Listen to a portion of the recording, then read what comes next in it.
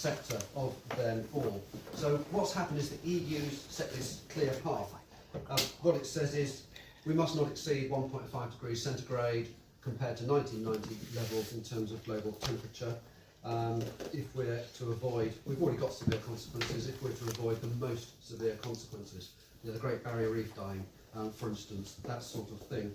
And in order to do that, what it says is, as transport's contribution, firstly, we've got to reduce, that's actually reduce transport-related emissions by 90% by 2050. Now that's absolutely massive if you think of it.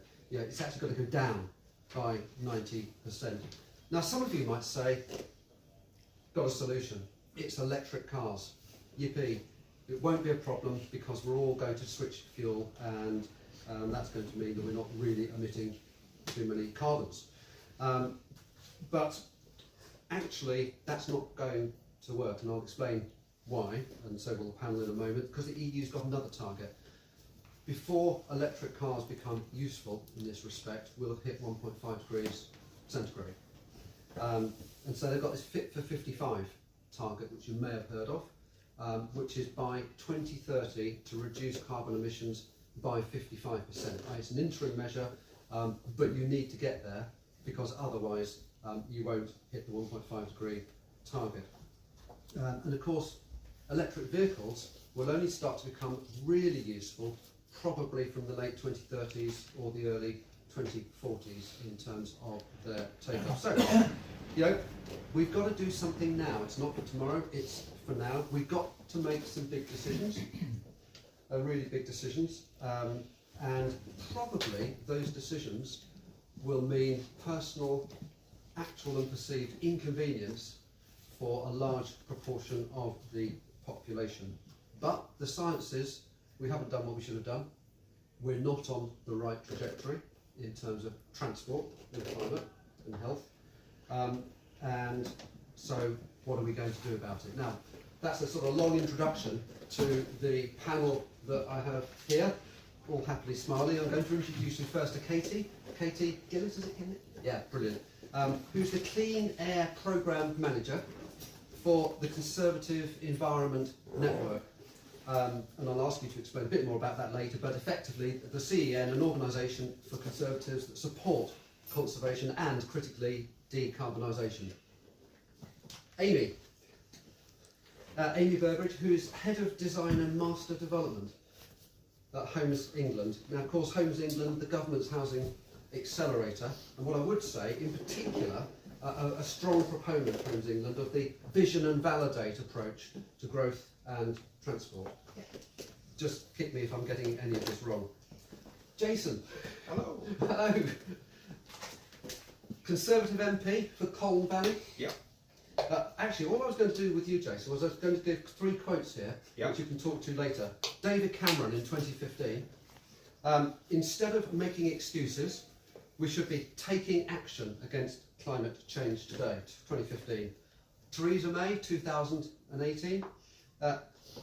Conservatism and conservation are natural allies. And Boris Johnson last year, make this the moment to begin the fight back against climate change. Too right. There we go. Thank you very much. I was just left a pause there, so I was going to leave it pause. And David Milner. You might see David walking around. Dave with his team here, organisers of this this summit. Actually, ex-RAF pilot. So when you're watching Top Gun this weekend, You spent my entire life trying to undo all the emissions that I was going to say he needs to do a lot of offsetting, doesn't he? But Deputy Director of Create Streets, author of a document called Computer Says Road, and no stranger to expressing some strong views, which I hope he will do so here. What I'm going to do is I'm going to start by asking sort of opening questions, and no doubt each of our panellists want to get some messages in anyway. So your task is to get your messages in on the back of the questions that I ask. Okay. So if I may start with Amy. By the way, we've got a nice audience here in a nice small room, so don't feel afraid of heckling or shouting or asking questions. I'll ask the formal questions towards the end, but doesn't mean that you can't pipe up now, and please do so given the sort of room that we've got here. So, Amy, I'm going to say this.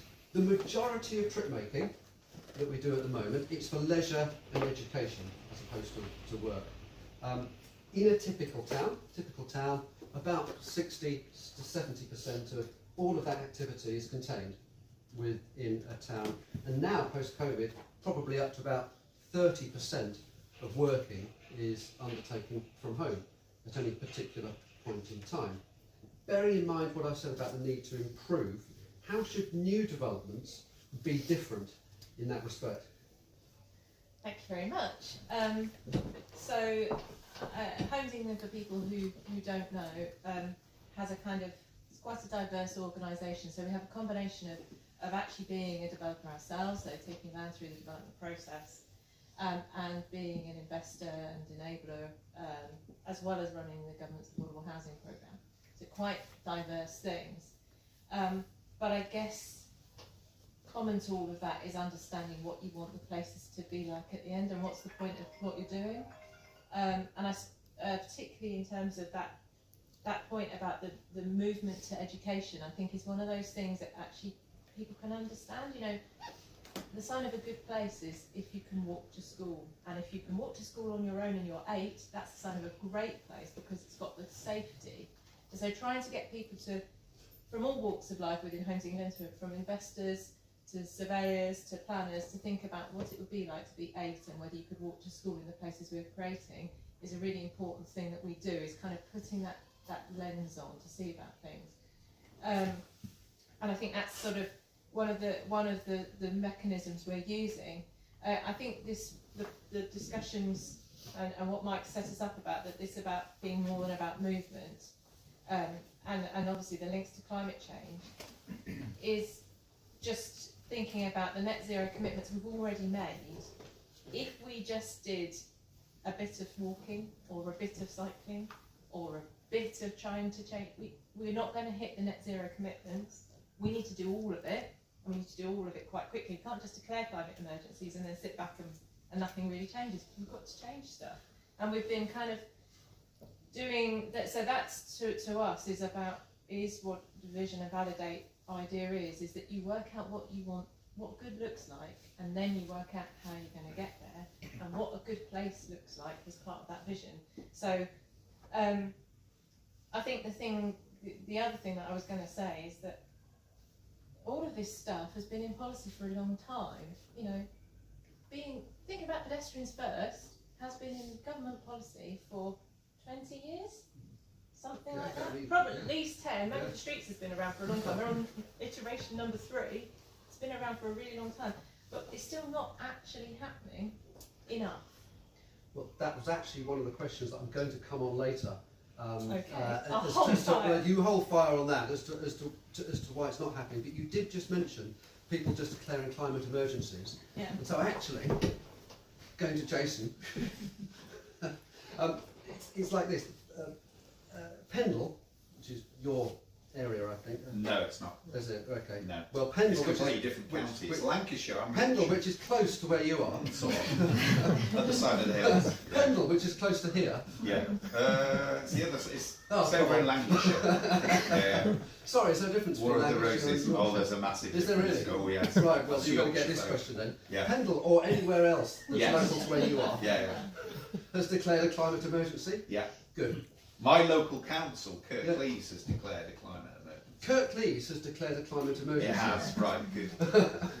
And it says we Yes. need to act quickly, because Kirklees does Yeah. say that, doesn't it? And Yeah.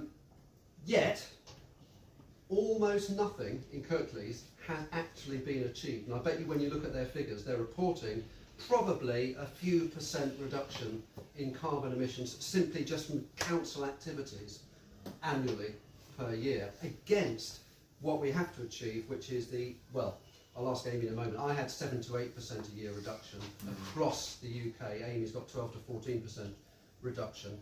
And a lot of what Kirklees and Pendle talk about is encouraging.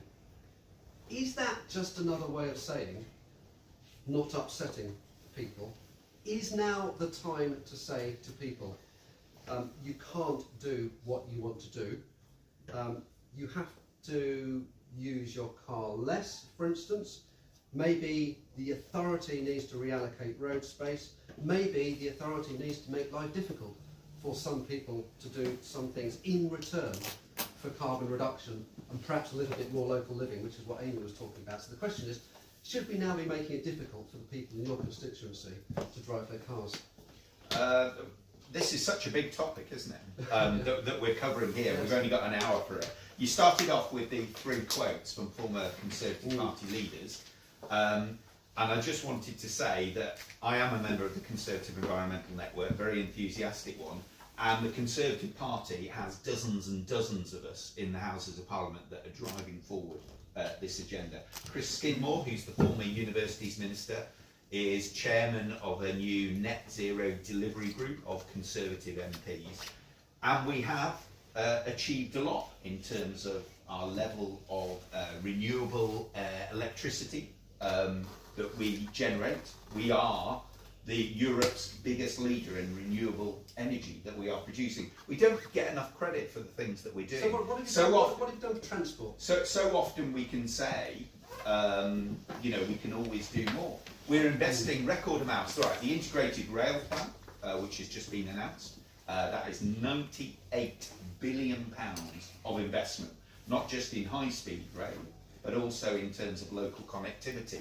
And I know locally we had issues about Northern Powerhouse Rail with the Bradford link, but in my area, so I'm Colne Valley, West Yorkshire, I'm not the actual town of Colne, which is why you've got it confused with Pendle. I do get very confused. Yeah, you need to, I'll brief you researcher.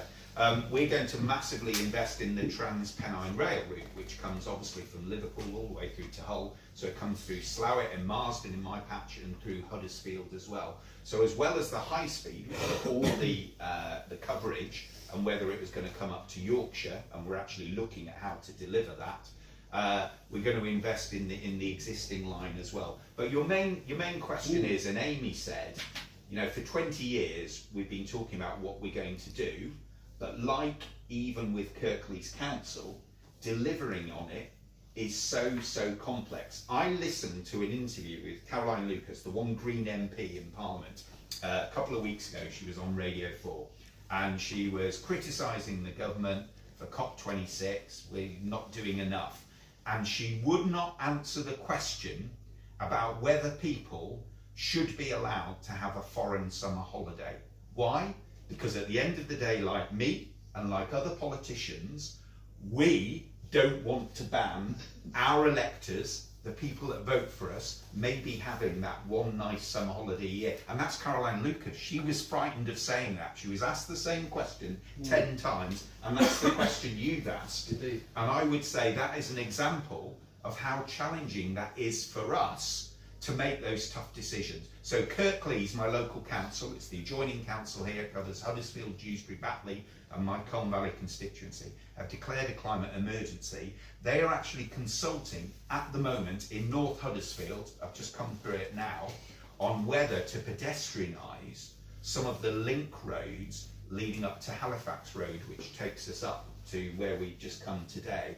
And immediately there are huge opposition groups from local residents, because if they pedestrianise it, their commute suddenly involves a massive detour, the bus routes will have to change. The reality of delivering what we want to deliver is so complex. Let me give you one answer though, and one solution. I've got a bit of the Peak District National Park in my area, and it's beautiful. Planning is delivered in the Peak District by the Peak District National Park. They have taken the local and the national politics out of it, so they have their own planning department. And I've been round villages around Bakewell, which is where their headquarters is, and they do housing developments, but they're sustainable and they involve the local community, and they're net zero. They're like passive houses. They're affordable, so that young people in that community can afford the houses. They link up the Bonsall Trail and former railway lines with cycleways and pathways. I think the solution is to take the politics out of the planning so that politicians aren't frightened locally and nationally, and maybe give it the long-term plan, maybe give it to the West Yorkshire Mayor, who might be here for a longer period of time, because whenever we try to deliver on any of these things, people say they want it, but when it involves them not driving, not going to Spain on holiday, not going to Lidl in their SUV to pick up their shopping, they run a mile. So, yes, Ashley, go for it, yes please. Another thing you're kind of leaving out when you're talking about scaring people not being able to go on holiday or that kind of thing is like the inequality of the emissions, who's emitting those emissions. If you're scaring normal people by saying, oh, you can't go on your holiday in order to take climate action, it's the people who just fly to a different country just for one weekend. It's not just about one summer holiday in Spain, it's people who fly somewhere else. You know, it's very frequent flyers or like private jets. That's where like most of the emissions are actually coming from. So I think tackling the climate crisis, we need to be tackling inequalities as well. And that's something that should be at the core of it. Most of the emissions, most of the emissions are coming from private jet. But I get your point. Me and my family, I have 2 teenage daughters. I thought you were going to say you're a private jet then. No, I don't. I did actually used to be an RAF officer as well, so which is very interesting. But certainly, look, me and my family, I've got 2 teenage daughters, and for them, the environment and sustainability, with them and all their friends, is the biggest thing in their lives. It's all we talk about. I chair a number of groups in Parliament, including Woods and Trees, which deal, and Fair Trade, which deal with sustainability. It is so important to me. We've made a decision. We haven't been abroad for 4 or 5 years. We go to Filey, we go to Scarborough, we try and be sustainable, and it's a beautiful country that we have here, and we don't have any plans for any foreign holidays at the moment. But you know, and when I talk to young people at schools, I usually go to school every Friday. The first few questions I always get are deforestation, net zero, air quality, and plastic. These issues are so important. But can I just say one last thing? We need to stop calling it. We need to stop calling it net zero and seeing it as a punishment. We need to talk about sustainability, how it's a better way of living, and take people with us. We'll do that. Just over Thank you. here. Yeah, I agree we can talk about the problems a lot, and I'm really pleased you admit that it is difficult for politicians to do some things, because I completely agree with you. I work for the Planning Advisory Service, so a lot of planners would like to take the politics out of planning, but planners have to be accountable, and they have to have that check and balance. And so I think it's not a technical exercise. If we're going to plan properly, we've got to bring people with us, and planners imposing some of these solutions are going to be even less popular than politicians because of the reputation of the 60s and 70s. And I just wonder, rather than talk about the problems, we should be talking about the opportunities. So rather than saying you can't use your car, I would love I haven't got an 8-year-old daughter anymore, but when I was walking her to school, it was just dangerous, and actually enabling her to cycle to school would have been something I would have been willing to I'm willing to put my car aside for. And I think if we start to talk about that urban level of making quality of life better, we leave behind some of the big philosophical issues and start to make people's lives a lot better. Thank you for that. Can I come back to later opportunities? So I want to go round again. But in the meantime, if I can just move on a little bit, although it is related, Caitie, thank you very, very much for coming up this morning here. And I noticed that the CEN is an organisation that likes to think that they think about the environment differently.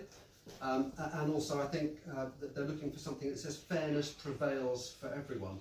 And I don't know if you've got a view on this, but one of the questions I'm interested in that context is the action that CEN, or perhaps the Conservative Party, is taking on travel poverty, which is really effectively means parts of society that are disadvantaged because they haven't got quite as easy access to jobs and to facilities as other parts of society. Certainly I work in some cities where that's quite a big problem. So I wonder, what are your views on that?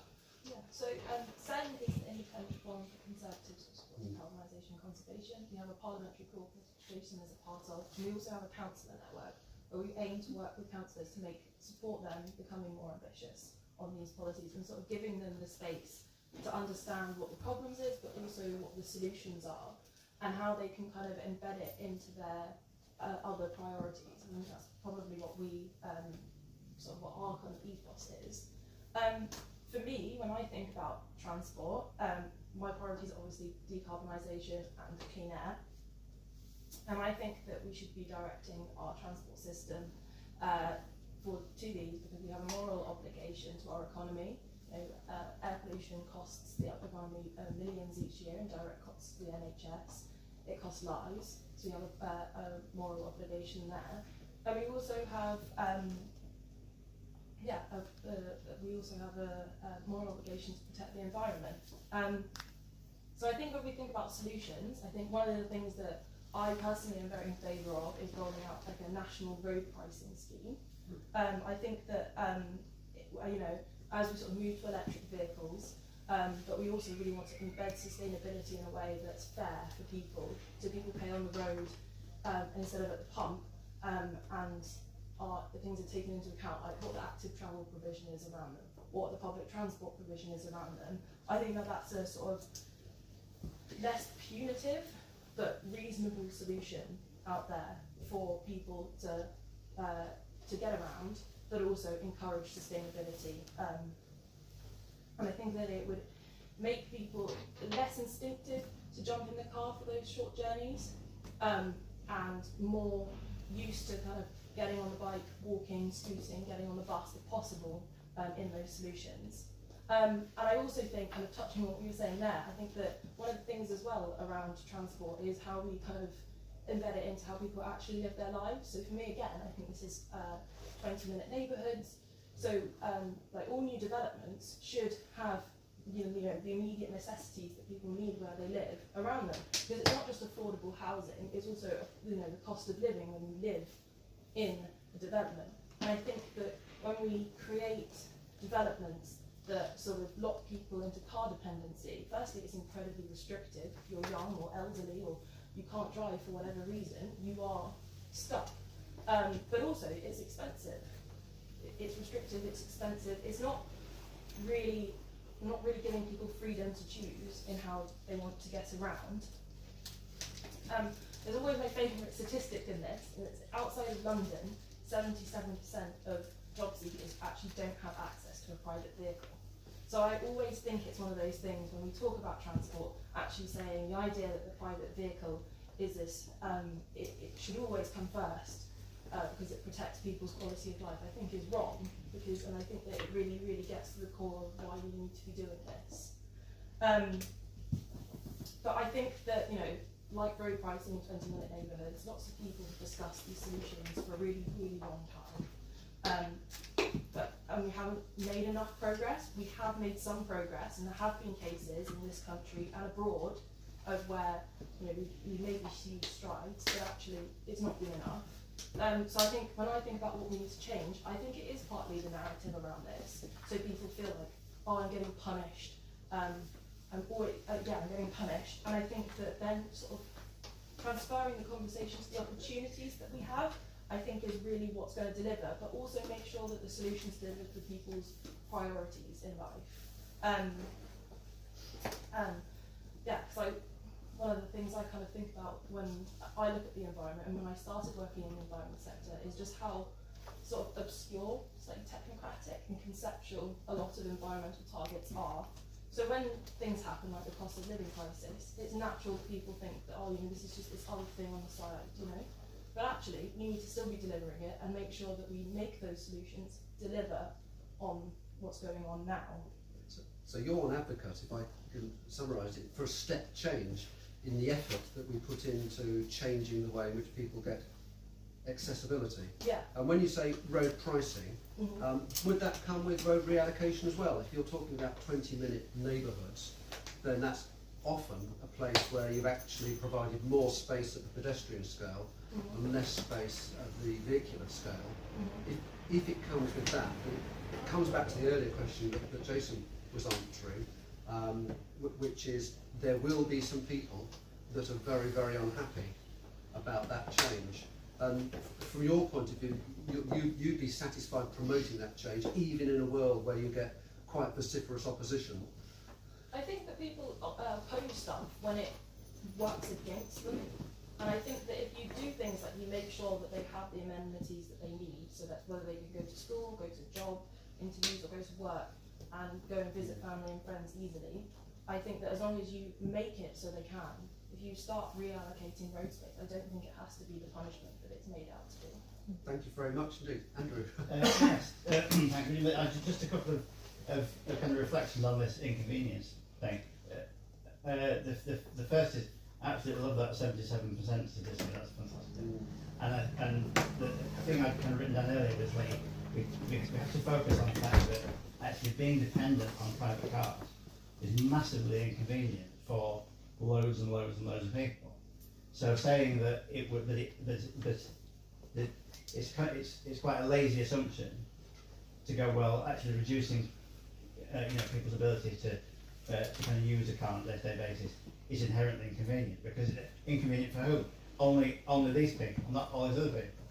And the other thing that I was thinking about was that actually in my area, I'm actually very lucky to live in a very walkable area, albeit it's on a bit of a hill like this, but in terms of distance it's very walkable. They are actually just introducing some specific sort of traffic restrictions to make active travel areas now, and it will add, if I was to drive to my local sort of shopping parade or whatever, it would add about a minute or so on.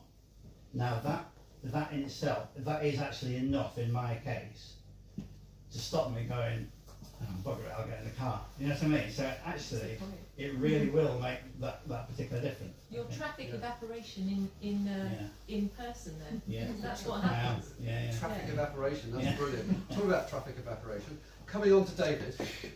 David, Transport for the North, I saw recently publicised the fact that it was going to invest a lot of money in new roads to improve the economy of the region. It's a basic human right, isn't it, that people should be able to travel wherever they want to, whenever they want to, probably much at the speed that is convenient for them. In fact, isn't that speed of connection, isn't it vital to our economy anyway? Now, you've written a paper called Computer Says Road. Isn't the computer right if we want a vibrant economy? Thanks. Yeah, I'm not sure I'd describe it as a human right to sort of be able to travel how you want, wherever you want, when you want. Otherwise, probably still be trying to land a help, which is actually quite easy in the piece. I think it's interesting on Transport for the North, because I was watching a panel with Martin Tugwell, and he was focusing really interesting on outcomes. And I think that's what, and holistic outcomes. And I'll link this back to the paper in a sort of sense of something that Caitie said, which is about the kind of technocratic argument of climate change. And I think what I've seen from trying to dig into why are we still building roads? And it's not necessarily just I want to be able to travel here. It's actually when you're getting the transport planners, the highways engineers in a room, they are looking at how we have moved around historically and saying, this is how we've moved around, population is going to increase like this, let's look at the car growth and sort of car ownership, that's going to do this, therefore we need to build to that outcome. Whereas what we really need to be doing is looking forward 50 years, probably 100 years, or maybe 8 if we're going to be underwater, and say, okay, this is the climate emission for Yorkshire that we need to have, this is how healthy we want to be, this is the obesity levels that we think we can try and move the dial. With transport, there's obviously more things to it. Take all of these metrics, and I think we do need to have the scientific rigour and sort of put the particulate matter, have the exact level, have the parts per million for carbon dioxide, and then backcast and say, okay, if we're going to achieve these, then you give it to the specialists, right? Give it to the highways engineers, give it to the transport planners, and say, make this work. Because that will, I think, we'll very quickly find that you can't sort of keep building bypasses. So it doesn't mean you're going to stop people from moving around, because we've touched on sort of walking, cycling, trams. Why don't we have more trams? The underground crossrail. How can we, integrate rail in the north? There's a whole toolkit, but I guess my paper was looking at how the models within it. So there's something called TAG. I don't know how technical I want to go, but which basically 50 pages of Excel spreadsheet, which I went through, so you don't have to. And there are lots of assumptions that are built into this that are leading us. And I don't necessarily think it's always people, bad will saying, "Oh, we want to force you into a car." It's actually they're just seeing this number come out and say, "Oh, well, you've got to build another lane. You've got to widen. You've got to add a lane." But actually, it's this historic assumption, which is valuing time of a commuter way higher than air pollution, noise. We were talking about stress earlier. There's lots of sort of costed values which are just undercooked, really, I think. And if we can, I think we need to totally change tack, basically, for that. We need to look at the transport planning and the old sort of what critics and provide system. We need to scrap that. Government has already said, if you look at the transport decarbonisation plan, we're going to adopt vision and validate. I don't think I've come across one scheme as Great Streets when we're mass planning, which has got vision and validate adopted with the transport planners at the time.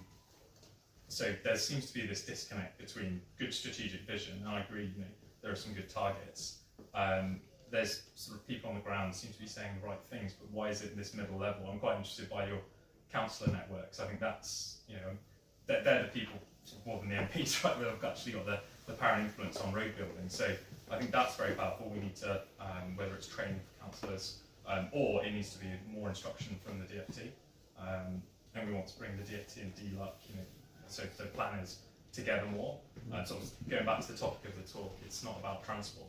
It is about place. The biggest transport decision you can make is where do you put the school, because that's like that's going to suck in all the people, and yet the school decision is often made maybe sort of without transport planners sometimes, or it's more about catchments, or it's a political decision. Or even worse, it's all about actually how do you make where do you put the parking area for the school?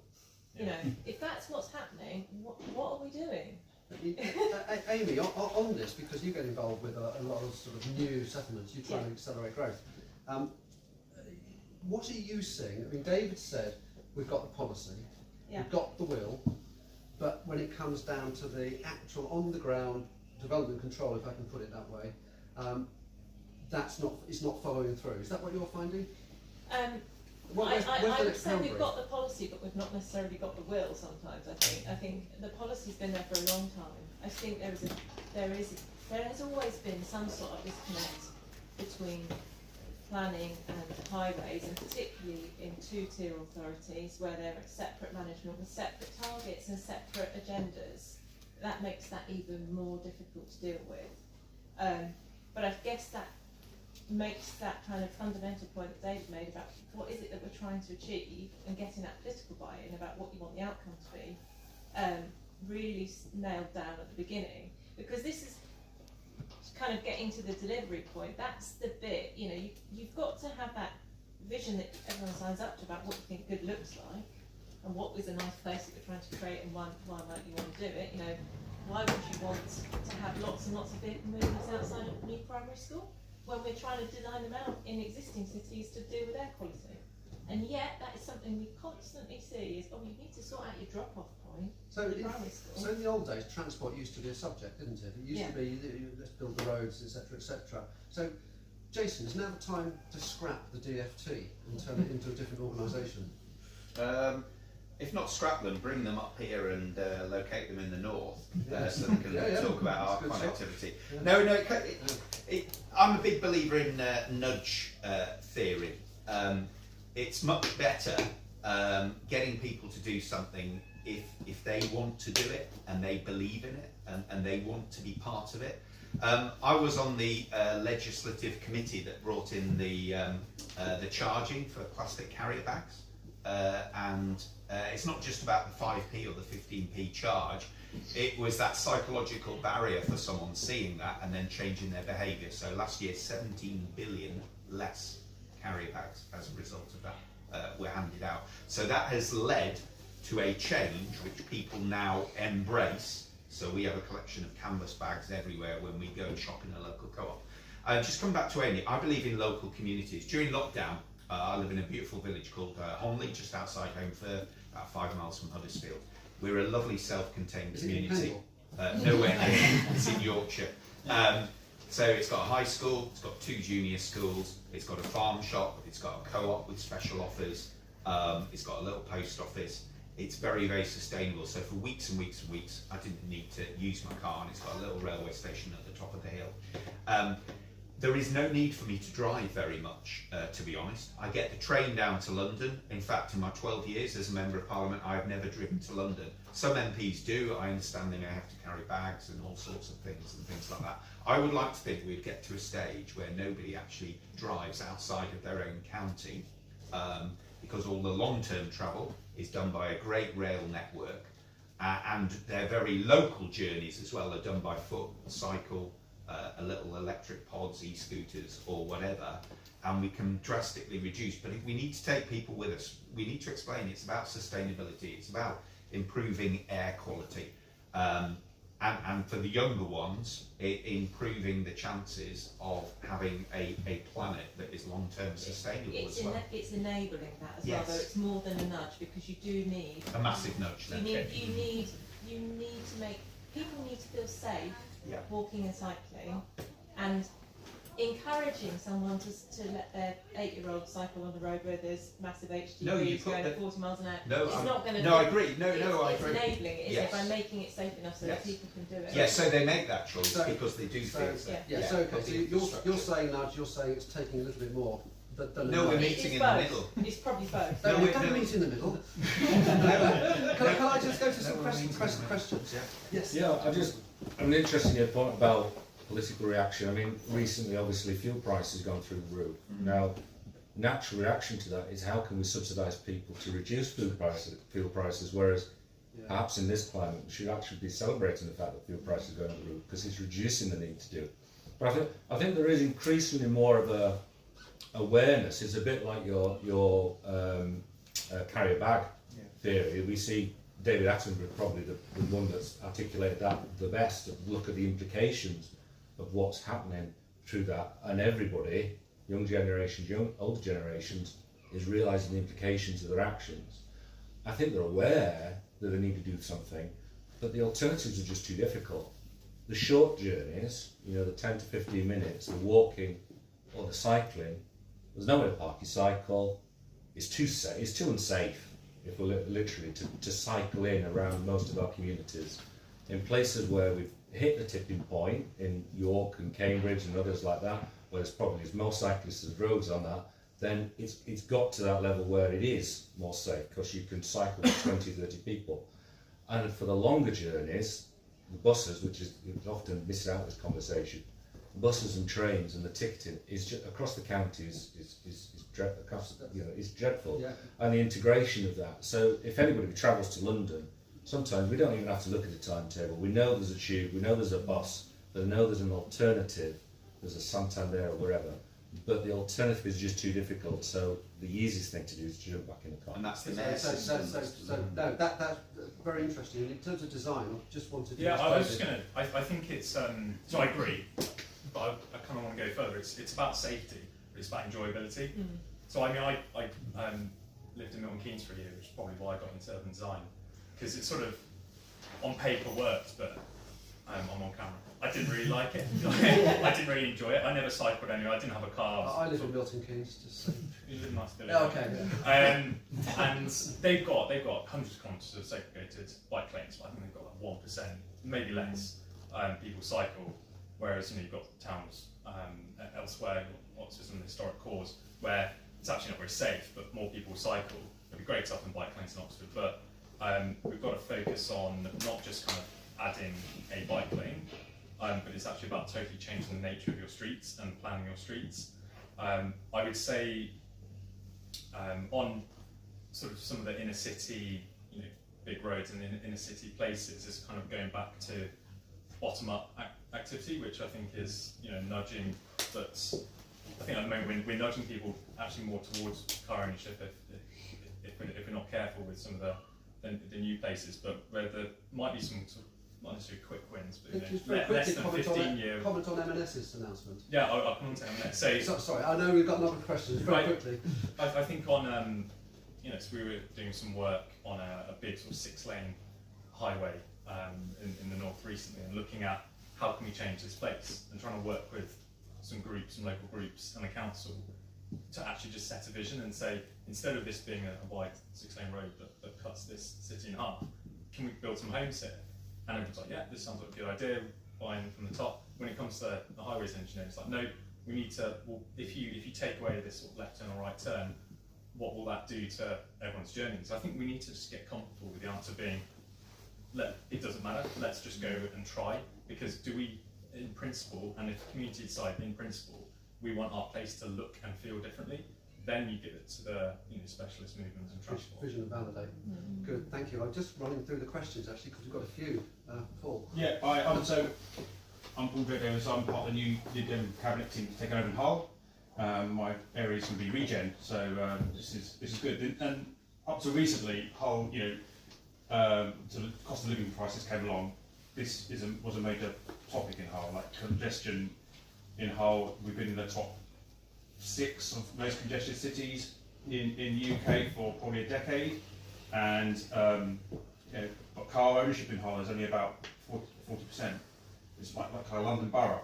So for us, it's kind of like, well, we have this idealism. We declared a climate emergency when we were in opposition a couple of years back. You ask the average person in Hull, like, we're fully aware of the risk of flooding and stuff like that. And they'll agree, but that clashes with realistic day-to-day. They have to get to work. So Mr. Ross, who lives in part of a city called Kingswood and north of the city, is a big sort of middle-class suburban housing. It's only half the size, 3,000, it's going to go to 10. There's only one way for them to get to work, and his only choice is to get a car, because when it comes to it, there just hasn't been the funding up to now. We can talk about wanting to do this and that, but the bottom line is, unless the councils get the funding to build this infrastructure, people have no other option than to use their car, and you can't blame someone for doing that. So what you were saying about having all the different options, that's got to be done first. To give people the options to choose to take a bike or get on a bus or get a train or a tram, before we start trying to compel people out of it. There's got to be some level of competition, but in Hull, there is no option for anyone else at the moment, and it's purely down that there isn't the funding to build this stuff. In the recent sort of cycle lane infrastructure, emergency active travel stuff that you've got a couple of £1 million to do something. It sounds a lot of money. All it's done is create 3 miles of green cape along the city, and it's not really annoyed all the drivers. They've lost capacity, so they're blaming the council, and then it hasn't really created a safe infrastructure for cyclists, because it's still unsafe. You're mixing with buses, you're mixing with taxi drivers. We need to talk about capacity, Well, because to some extent, I feel your pain, and I've heard this answer for 10, 15 years, which is we've got to put something else in place before we can see the change. The fact is, we're now at a position where, although that's a good reason, you have to do something the next year. But it's like the allocation of funding as well. So for instance, there's a big Highways England that built an underpass on the A63 in Hull. It's cost north of 350 million for an underpass. Literally, it's an underpass. Yes. What could you do with that in terms of building trains? You could do a whole for less than half of that. I think I've got down on the list the allocation of funds and the way in which you spend it. It's insane. Because we've got a number of questions that actually, if you don't mind, I'll run through what we've got, and then we'll try and pick up some of these points, because what you've just come up with is the classic answer as to why you can't do something, to be fair, for very good reasons. And what we need to be looking at is what actually can we do now in the next year. Can I come in just one very quick? quickly? Yeah, I think we're sort of talking a lot about barriers. Why is this not being achieved? I think one barrier that there isn't is actually funding, which is sort of unusual probably to every other room that's having a breakout right now. We've got 27 billion in a sort of roads budget. There's more, local authorities spend more on transport and roads than anything else. Levelling up, we've got 4.5 billion. There's a lot of funding.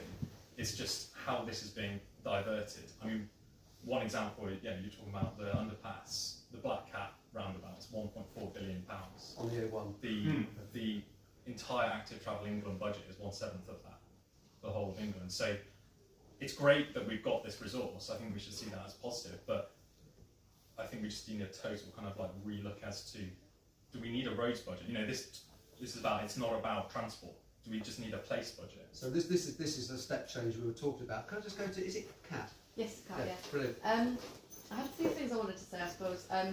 Firstly, on this question of cars, I think there's a real possibility for us to kind of frame car ownership and car use as actually something that's quite inconvenient. If you compare it to other transport modes, you know, you have to search for a parking space, you have to concentrate while you're driving compared to when you're, you know, you're on the train and you can read. So I think, you know, it's you can understand why people are so attached to their cars because of all of the kind of advertising around it, saying, giving this freedom that they give you, and of course the fact that, you know, there aren't viable alternatives. But on this question of kind of getting communities behind the sort of changes that they need in their neighbourhood, I think what we're kind of discovering within the local authority and within our discussions is that communities have to have some of that say in creating their places and have that opportunity to make those decisions so that they, you know, they have that ownership over it. And I think a big question then is the resource from local authorities to do that kind of work. And that's where I think some of the resource gap is, not with the kind of capital. One of the studies that the EU is doing is as to what typical people think about the subjects we're talking about. So we sit in this room, we've been down a coffee shop, drunk some lattes, you know, we all know the subject. But actually, if you look at the outer suburb of Antwerp or somewhere like that, frankly, you go and ask people what they want, and they simply want to do what they want to do as quickly and conveniently as possible. And it's a question for everybody here. You know, as it happens, the will of the people may not be collectively what we in this room and politicians think needs to happen in order to achieve climate change and healthier communities. And I don't know how one affects that, but I suppose what you're saying is start the consultation and then see where you go. Yeah, as opposed to do the consultation. Oh yeah, last, yeah. which Don't is- tell which them the often- answer. No, thank you very which much. often happens. Thank you very much. Can I just go round? So sorry, I can't see the Hi, name tag. it's Right. Claire Claire. Tostevin. I work in Rochdale for a housing association delivering affordable housing. We're doing a lot of work around kind of placemaking in the town centre. Got a vision that involves, you know, rethinking car use in the town centre. But actually just linked to the point that's just made, the things around, you know, highways and planning and parking requirements, etc., that always come up on any new development. They do actually come from the community and from people saying to their councillors, well, we're worried about parking and where we will park our car, and we need, you know, 2 parking spaces for every new home that you build.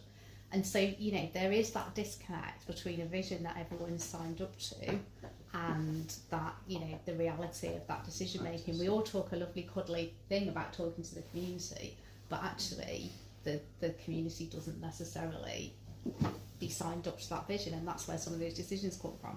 I do think it is around really showing that some of those infrastructure and funding things can be different and kind of make that change, because frankly, if you're living in those communities in Rochdale at the moment, you probably are worried about all those things. You can't walk easily into the town centre, you can't connect, the public transport isn't there. If I think about my life at work compared to my life at the weekend, I live a 10-minute tram journey outside Manchester city centre. I never used my car at the weekend. My kids did all walk to school from when they're, you know, 8 years old and walk safely around those streets. And they're traditional, you know, Victorian, Edwardian terrace streets where all those lovely things we're thinking about, but it's very different if you're living in a different place and you haven't got those things already. What do you feel about Caitie's road pricing idea? Well, I think something really significant does need to change. There is, you know, there's a group of people who have the benefits, isn't there, from the existing infrastructure, and a group of people that don't, and we have to shift that somehow.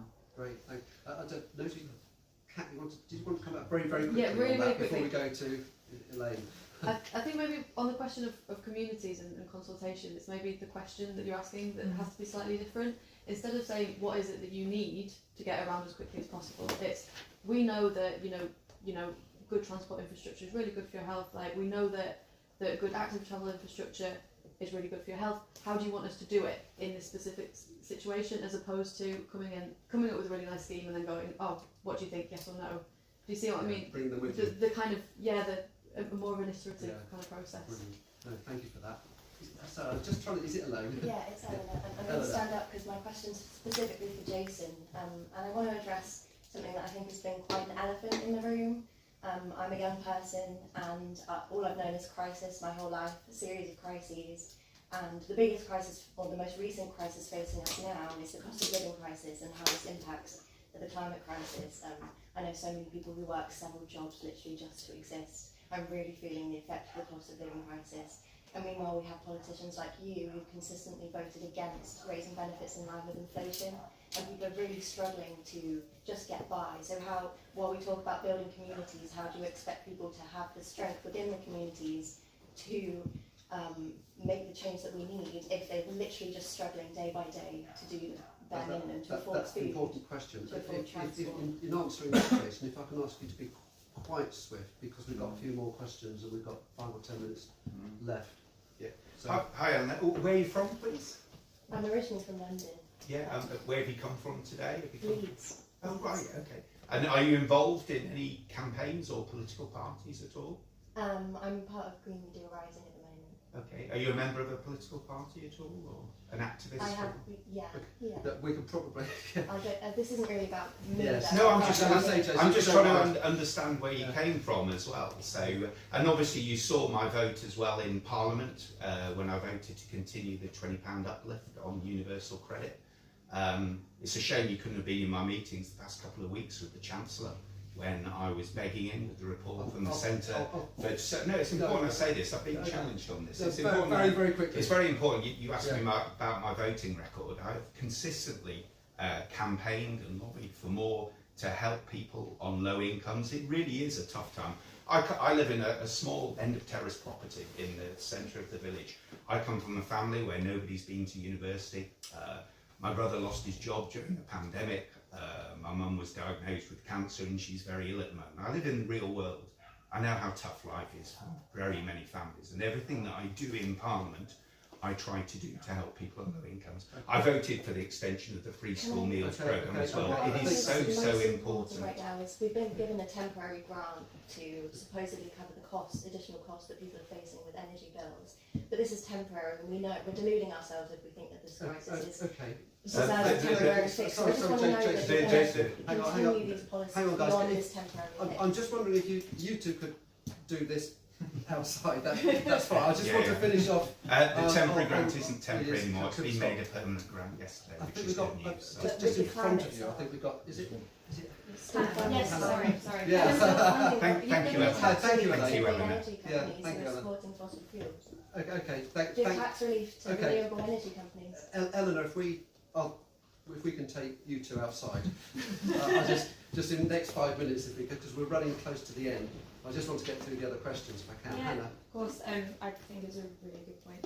So I'm sorry to end the discussion, but I guess so. I'm Hannah from Openreach, and one of the questions I had was the UK seems to have quite a sort of homogenous housing stock. You know, the houses, especially new builds, tend to be quite identical on quite sort of similar style estates. And you said that the regulation is there, and maybe the will isn't there, or whatever it might be. For us personally, I think one of the bits of regulation that's really in our way is that new builds aren't required to have full fibre. All new builds, so we're going to have to go in and retrospectively add full fibre. That's legislation that's just not working its way through Parliament, and I'm sure there are plenty of other examples around that, around sort of installing solar panels or having EV charge points in buildings. So to your point around creating these communities or these 20-minute cities or anything like that, is there regulation that does need to work its way through the system to allow house builders or whoever it might be to develop those places? Is the innovation not happening in the construction industry? Like, where is this coming stuck? Can I put that to Amy? Yeah, it's a good question. I mean, some of that is around a lot of house builders want a level playing field, so they do want actually some regulation so that they're all competing on the same level, and so the Future Home Standard, which comes in or hopefully comes in 2025, will do a measure of that. But and there is stuff already around EV charging coming in, charge points coming in. So it's happening, but it's not happening quick enough. And I think that level playing field is important though, because actually a lot of developers are going ahead of government regulation because they think it's important to do it, but they don't necessarily sell their houses faster or or for more, but they're doing it because they think it's the right thing to do. So I think, and it's difficult then for people to get a mortgage on something that is perhaps offering them more in terms of sustainability. However, going back to the point about fuel pricing, I think energy pricing for people's, rather than fuel for vehicles, but fuel for your home, to keep your home warm, is going to become increasingly more something that people are aware of. And actually when they're starting to think about the choices they make for where they choose to live, that will be part of the equation that's much more apparent rather than something that people don't worry about so much. Okay, thanks. I was just like super quickly. I think I agree with a lot of those points of energy, but we do have to be a little bit careful on regulating everything. I think one of my gut feel when we heard we want to have an EV charging point for every house sounds great, but that can have real implications when we're sort of designing a new place, which might be you're now going to have a curtilage, so like a parking spot in front of your house, so you can plug it in, which kind of wipes out the traditional Victorian terrace where you have on-street cars. Or actually, maybe you don't need or want to have this house to have an allocated space. So I just think there's a few things, and there's a lot of building regs and design guidance things that can really muck up. There's another big topic. Just really quickly, does that mean you have to get consumers to? So, for example, you said about the incentives, something like a green mortgage or something. Are there equivalents across the board that would force consumers to sort of make developers make those decisions? Sorry. I don't know. Don't know. I mean, I think. Can we come back to you on that? Again, I think there was two more questions. I love the idea of the sustainability, but I think until you have a fully integrated public transport system that's cheap, affordable, accessible, the car is here to stay, and it's always going to be thrown into this design for all the houses. And my worry at the moment is that the electric car is being seen as a panacea. The question that you need to ask yourself is, are lithium batteries, the batteries that are being created in this new vehicle, is it sustainable? I don't reckon 20 years ago, everyone got thrown into buy a diesel vehicle, or the government's request, you should be driving diesel, it's better for you, it's more affordable. And now you've got it wrong, get rid of your diesel vehicles and get electric vehicles. Are we opening ourselves up again to this sort of arguments that in another 20 years somebody says this is wrong and you've not thought it all the way through? And also, at the moment, you've got electric vehicles which don't pay any road tax. So those wonderful people who are having the road now for a free privilege and are not maintaining the roads, similar to bikes, you throw all these bikes on the road, they don't pay anything.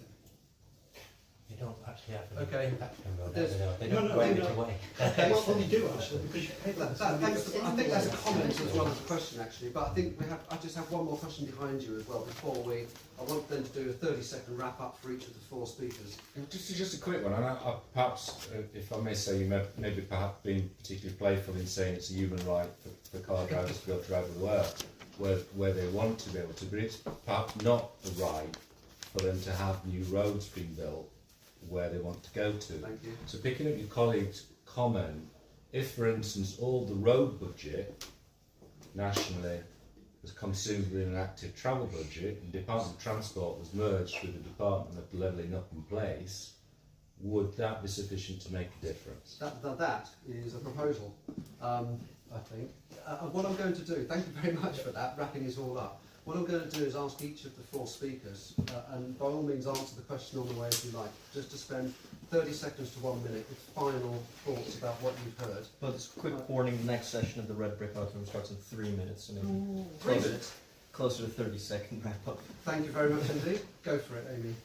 I think it's about accessibility, so maybe a department for accessibility, which is about more than just movement by motorised means. Okay, thank you. David?